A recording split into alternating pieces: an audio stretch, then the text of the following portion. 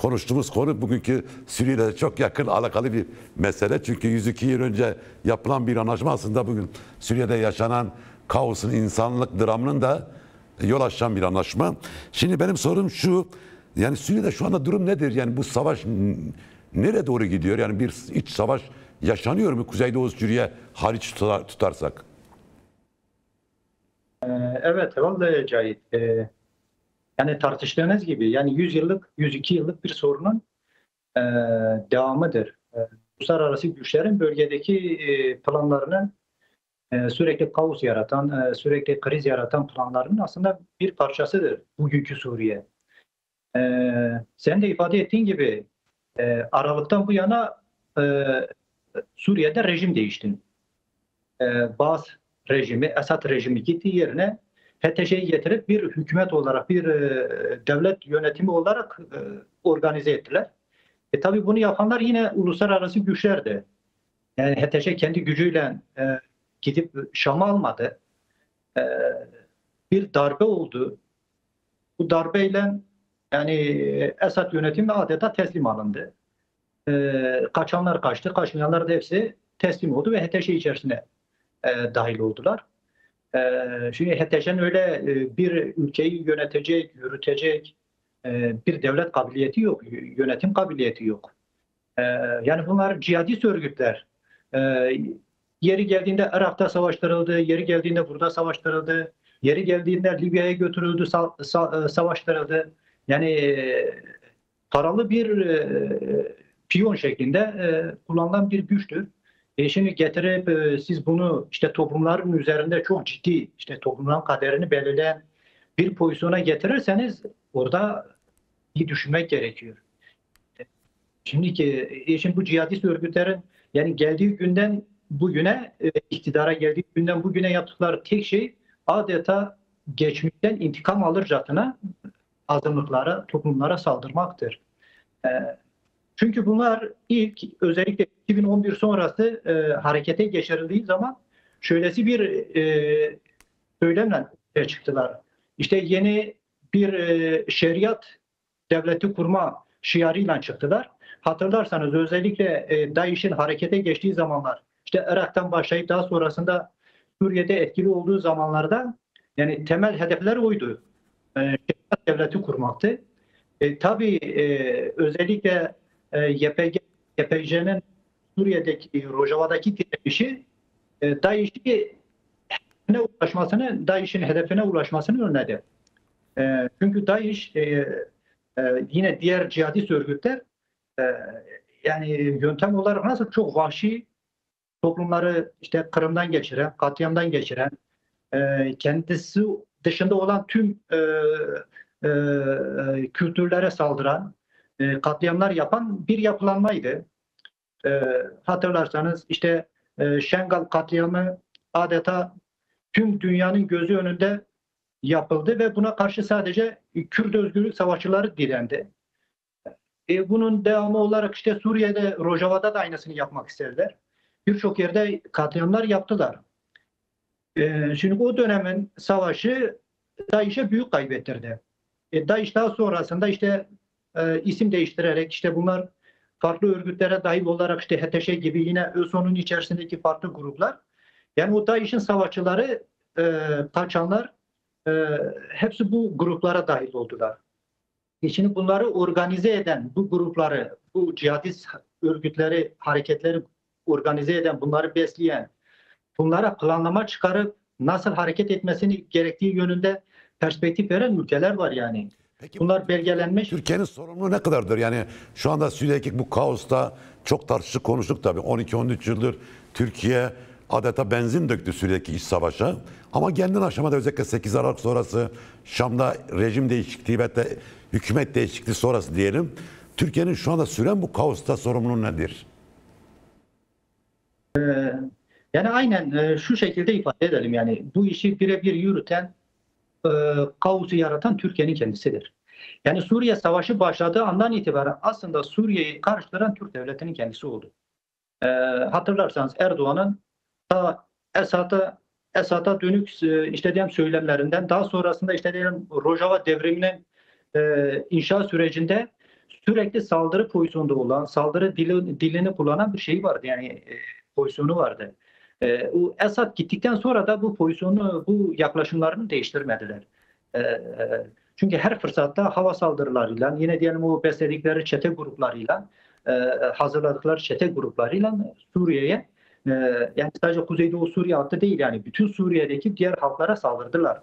E, Yani işte biz Dürzi katliamını konuşuyoruz, Süveyda'daki katliamı konuşuyoruz ama bundan önce daha sıcağı sıcağına yaşanmış olan ve halen izleri canlı bir şekilde sahada görünen bir Alevi katliamı yaşandı.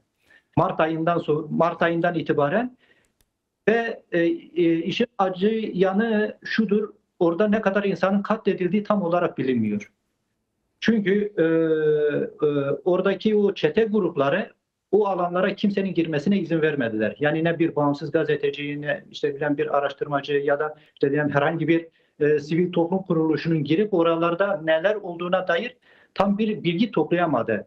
Yani bildiğimiz şudur: o alanlardan kaçıp işte Kuzeydoğu Suriye alanına gelen bazı Alevilerin aktardığı bilgiler var ve katledilen insan sayısının söylenenin çok çok üstünde olduğu, kaçırılan kadın sayısının çok çok üstünde olduğu. Tabii. Yani o Evet. biraz önce bahsettiğim işte kaybeden DAEŞ'in bir insan saldırısı olarak başladı. Evet. Şimdi hem Alevilere yönelik yani olan soykırımda hem de şimdi tabii Süveyde'deki soykırımda HTŞ sanki kendisini bu işten haberdar değilmiş gibi bir algı oluşturuyor. Bir de işte uyduruk bir komisyon kurdular, Alevilere yönelik bir araştırma yaptılar. HTŞ'yi aklayıp Alevileri suçladılar. Dürzilere yönelik soykırımda da benzeri bir tavırları var. Sanki orada onların dışında bir çatışma oluyor. Bu çatışmada onları önlemek istiyorlar. Fakat Dürziler bunu kabul etmiyor. Bundan dolayı böyle sanki oradaki olup bitenlerden bir ilgileri yokmuş gibi davranıyorlar. Gerçekten HTŞ bu soykırımda ne kadar sorumludur? Bunu yapan HTŞ'nin kendisidir. Bunun perspektifini veren, talimatını veren Türk devletidir. Bunu pratikte uygulayan da yapan da HTŞ'nin kendisidir. Aynı sizin de ifade ettiğiniz gibi Alevi katliamında olduğu gibi Dürzi katliamında da ya işte bizim kontrol edemediğimiz güçler, işte farklı gruplar, işte yabancı savaşçılar, işte o Çeçen nedir, Uygurudur, Özbekidir, o tür savaşçılardan bahsediyorlar. Ama bunlar hepsi sizin yani HTŞ'nin içerisinde olan gruplardır yani. E, Yani ortak toplanıp bir konferans yaptınız yani. Bu Türkiye denetimindeki ÖSO denilen gruplarla birlikte HTŞ'nin içerisinde olan tüm gruplar Zafer Konferansı diye bir konferans yaptılar ve bu konferansta da Jolani'yi Cumhurbaşkanı ilan ettiler. Zaten o Cumhurbaşkanı ilan edildikten sonra yavaş yavaş işte kendilerince işte devlet sistemini yeniden dizayn etme sürecinde yani kendilerince yol temizliği yapma adıyla katliamlar yapmaya başladılar. Önce Alevilerdi, ardından Dürzülere yönelik yaptılar. Yani HTŞ bu katliamlardan kendisini şey yapamaz yani sıyıramaz. Niye? Yani sen eğer devlet olarak kendini bir hükümet olarak ilan etmişsen ve tüm alanların güvenliğini kendin sorumluluk sahibi kendini görüyorsan burada yaşanan her durumda sen sorumlusun yani. Diyemezsin ki ne işte bizim hakkımız olmayan gruplara dönüp işte, yaptığı şey. Ya aynısı Kuzeydoğu Suriye hakkında olmuyor. Peki, Türk yöneticiler alanlarında birçok farklı mezhep yapıyor ama şimdiye kadar bir şey olmamış yani. şimdi senin sesinde bir sorun var. Düzeldi mi acaba arkadaşlar? Şu anda sesimi alabiliyor musun Demat? Arkadaşlar isterseniz bir yeniden bağlayın çünkü bir seste bir sorun var. Yani bir kırılma oldu. Olabilir mi? Tamam. Tekrardan sizi bağlayacaklar çünkü bir seste bir kırılma var. O arada ben bir haber de paylaşmış olayım çünkü dünden itibaren kamuoyunu çok meşgul eden bir haber var. Yani Kasede Genel Komutanı Sayın Mazlum Abdi'nin de içinde olduğu Kuzeydoğu Suriye özel yönetiminden bir heyetin Fransa'ya geleceği ve burada Fransa Cumhurbaşkanı Sayın Macron başkanlığında Şam geçici hükümet heyeti ve ABD Amerika Birleşik Devletleri'nin Suriye özel temsilcisi Tom Barak'ına katılacağı bir toplantı yapılacağı söylemişti. Ancak bugün yapılan açıklamada toplantının ertelendiği belirtildi. ANHA'ya bir açıklama yapmış Kuzeydoğu Suriye Demokratik Özel Yönetimi'nin Fransa temsilcisi Kerim Kamer. görüşmenin bugün gerçekleşmesinin planlandığı ancak ertelendiği belirtiliyor. Birkaç günse bu toplantının yapılacağı söyleniyor. Çünkü daha önce şöyle bir durum da vardı. Kuzeydoğu Suriye temsilcileriyle Suriye Geçici Hükümeti yetkilileri arasında yapılması beklenen toplantı için heyet yola çıkmıştı. Ancak toplantı ertelendiği için heyetin Fransa'ya ulaşıp ulaşmadığı konusunda gerçekten bir bilgi sahibi değilim. Ama görünen o ki Türkiye'nin baskısı sonucu HTŞ hükümeti sanki böylesi bir uluslararası toplantıya gelmek istemiyor. Çünkü çözüm masasından çok kaçıyorlar. Hazır mı tekrardan?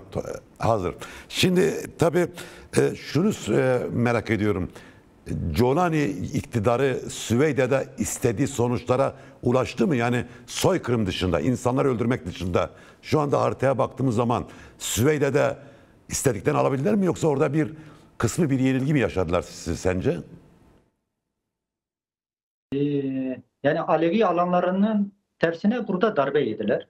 Çünkü Alevi toplumu böylesi bir saldırıya hazırlıklı değildi. Evet. Sesim geliyor mu? Geliyor. Ee, Ama Dürzi toplumu eskiden beri zaten belli bir örgütlülüğe, belli bir silahlı güce sahip bir topluluktu.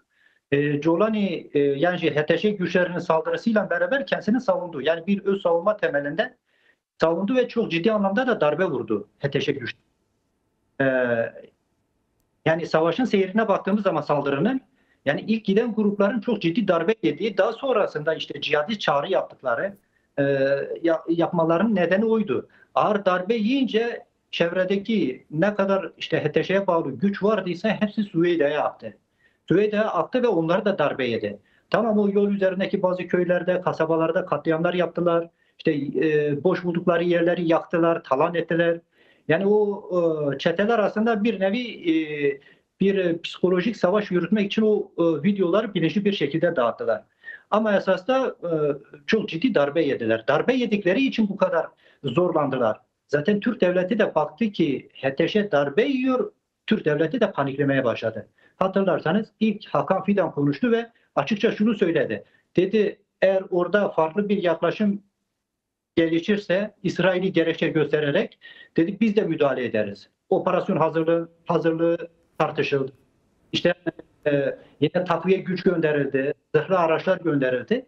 Yani bunun nedeni şuydu yani. Türk devleti de gördü. Yani HTŞ öyle çok savaşabilecek bir güç değil. Darbe yiyince şimdi herkes tarafından tartışılmaya başladı. Şimdi Orta Doğu'daki durum birazcık da şudur. Yani güç dengeleri üzerine siyaset yürütülüyor. Uluslararası güçler Süveyde olayları yaşanana kadar HTŞ'yi böyle esas bir güç olarak, temel bir güç olarak destekleyeceklerini söylüyorlardı ama Süveyda'daki çatışmalar sonrası şimdi yeniden bir HTŞ'yi, Colani'yi yeniden ele alma, hatta iktidarının devam edip etmemesi yönünde tartışmaya başladılar. Burada Bunun temel nedeni oradaki İsrail'in müdahil olması bir rol oynadı mı burada bu meselenin gidişatında? tabii etkiledi yani şüphesiz. Çünkü havadan müdahale etme yani bölgedeki İsrail'in etkinliği biliniyor. Şimdi bu çete grupları açısından böyle bir tedirginlik de yarattı. Bu durum Dürzi halkına da böyle ciddi anlamda bir moral verdi. Çünkü yalnız olmadıklarını gördüler. Yine diğer taraftan KSD'nin özerk yönetiminde işte destek veren açıklamaları Dürziler açısından bir şey yarattı, bir motivasyon yarattı. Hatırlarsanız ilk başta yaptıkları bir açıklama vardı. İşte Evet. tam güvenlik güçleri gelebilir, teslim edebiliriz diye. Daha sonra Şeyh el-Hicri ayrı bir açıklama, Hikmet pardon, bir açıklama yaptı. Dedi uluslararası güçlerin baskısıyla yaptığımız bir açıklamaydı. Direnişe esas aldılar. Yani o motivasyonla direnişe esas aldılar ve çete gruplarını bir anlamda da yani orada öldürdü. Yani tamam, Suriye halkı da ciddi anlamda böyle bir katliamdan geçti. Katliamlar yaşadı. Ama bir direniş de sergiledi yani. Bu direniş bugünkü Suriye'nin yeniden dizayn edilmesi açısından önemli bir şey yarattı. Bir hava yarattı.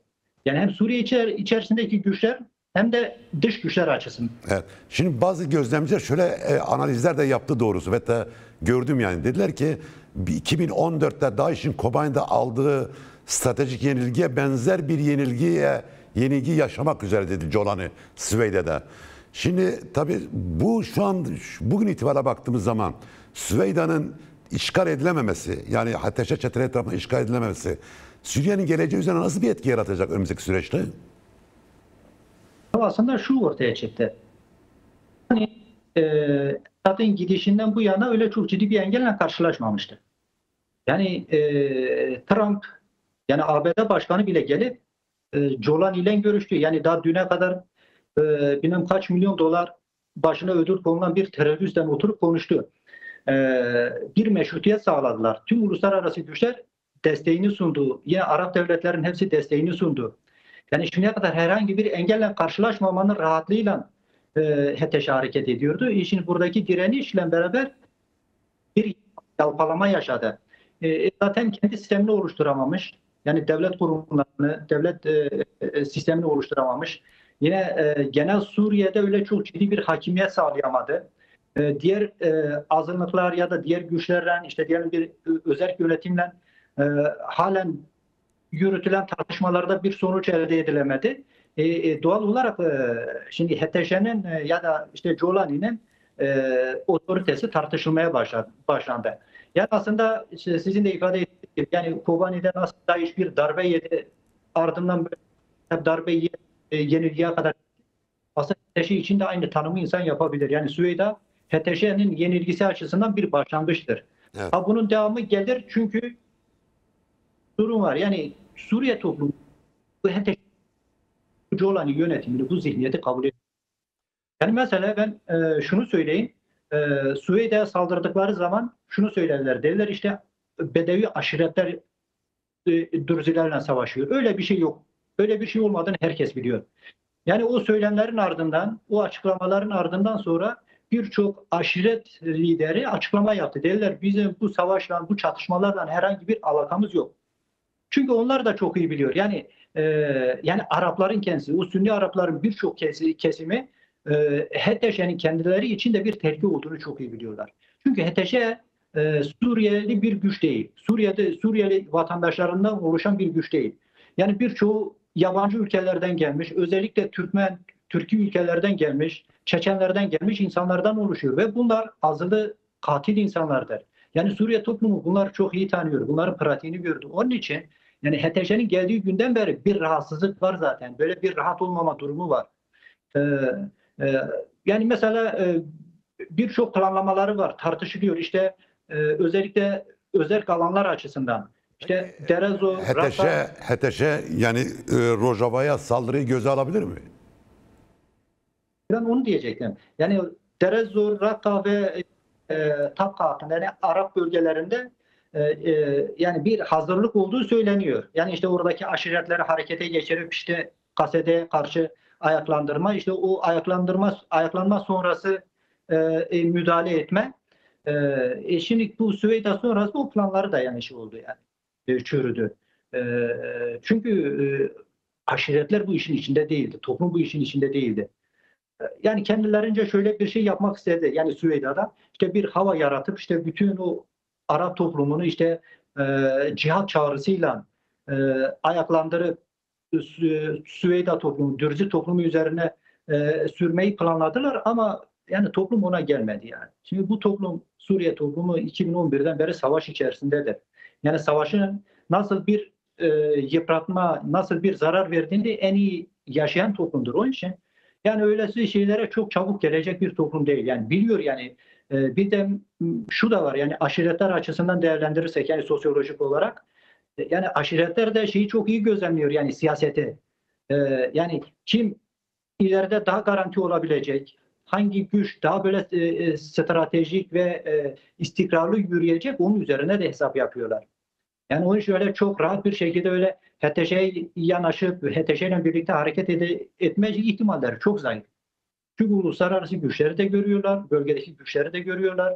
Özellikle Reveberi Hoser hattı, yani özerk yönetim alanları açısından yani görüyorlar ve bunun için yani öyle HTŞ'nin yanında yer alıp da özerk yönetim ve de KSD'ye karşı savaşma ihtimalleri çok zayıf. Çünkü HTŞ'nin yeni gördük. Devlet yürütebilecek bir kabiliyetleri yok. Yani hatta birçoğu şunu da tartışıyor yani Araplar içerisinde. Yani Esad bile bunlardan daha iyiydi.